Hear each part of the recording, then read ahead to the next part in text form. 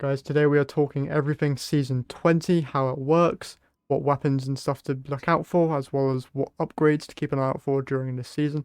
As always, if you're going to enjoy, remember to leave a like and consider subscribing to the channel. Let's just get into it. Starting off with how the season works, you'll collect Defiant keys by completing activities throughout the system.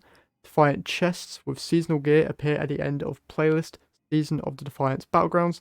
Use a Defiant key to receive an additional reward of Defiant engrams. Use Defiant engrams at the war table in the helm to receive specific Season of Defiance gear and weapons. Completing certain weekly seasonal challenges will reward war table upgrades that can be spent to unlock new perks and powers. Going over those upgrades now, we first have Favor Attunements, Defiant Vestments, and Queen's Guard Vows. First going over Favor Attunements, these are just things where getting certain kills will generate these favors that give you either melee energy, mobility, or grenade recharge rate. By wearing the brand new Season of the Defiant armor in these activities, you have a higher chance of finding these favors, and for the seasonal quest, you will need to collect a certain amount of them during the seasonal activity. So I'd highly recommend at least keeping a couple pieces of this armor so you can get that quest step done quickly. And now going over the main upgrades that you'll be going for the season, you've got Defiant Armor Focusing. Focus your Defiant engrams into high stat seasonal armor. Defiant Weapon Focusing. Focus your Defiant engrams into seasonal weapons. Deep Sight Decoding. The first Season of Defiance weapon you decode each week will have a Deep Sight Resonance. And then Defiant Sojourner. When you earn a Defiant engram by completing non-battlegrounds activities, you will earn an additional one. Going over Queen's Guard Vows now. Spending a Defiant key at the end of a Season of Defiance Battlegrounds increases the chance of earning additional Defiant engrams. Focusing a Season of Defiance weapon and armor grants a small chance to earn a Defiant key. Spending a Defiant key at the end of a Season of Defiant Battlegrounds in which you receive favors of grace, justice, and zeal will reward an additional Defiant engram and war table reputation. Spending a Defiant key at the end of a Season of Defiance Battleground on Legend difficulty increases the amount of gear granted. So obviously your main goal here will be the Deep Sight Decoding so you can get those easy red borders. I first off went for the Battleground Riches, where spending a Defiant key increases the chance of earning more Defiant engrams. As for the decoding, you do need quite a few engrams to guarantee weapons. You need 4 for each of the weapons, only 2 are needed for the armor, and for up here you have recovered Leviathan weapons where you need 2, and you can get the Imperial Decree shotgun or a sword corresponding with your class. These are the class specific swords, I'm guessing, that dropped during Season of Opulence.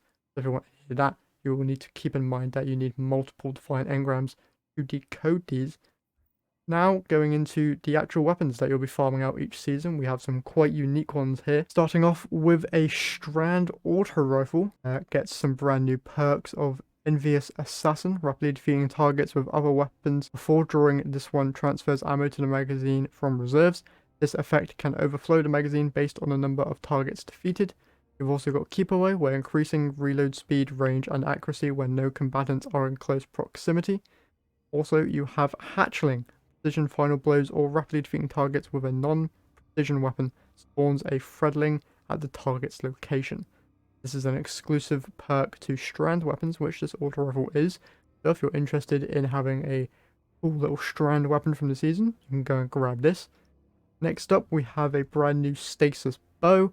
Doesn't really have anything unique here, apart from a new perk called Perfect Float. Being in combat for a moderate time increases airborne effectiveness and reduces flinch until you are out of combat. Basically Frenzy, but it just helps your flinch, which isn't really all that important. You can get Headstone on it because it's stasis. Next up, we have a Solar Fusion Rifle, which can get Incandescent, as well as a Reservoir Burst in the second column, but not bad perk options there if you're after a Solar Fusion. Next, we have probably the main weapon that you'll be wanting to obtain this season, the brand new Arc Grenade Launcher, which can roll with Volt Shot. So this is going to be a very wanted weapon for ad clear. Next up, we have this brand new Void Heavy Grenade Launcher. Now, if you don't have a good grenade launcher, this one is going to come in clutch, as it does have some good perks in the combinations of Auto-Loading Holster Explosive Light or Auto-Loading Holster Cascade Point. Those were the main roles that you were looking for on the Wendigo last week when it was available to be farmed. So if you missed out on that, keep an eye out for this grenade launcher, as it could drop with the god roll. Finally here we have the brand new Solar Heavy Sword, which is able to run incandescent. So if you want to have a incandescent sword, you can go and grab that from this season. That, I believe, is pretty much everything.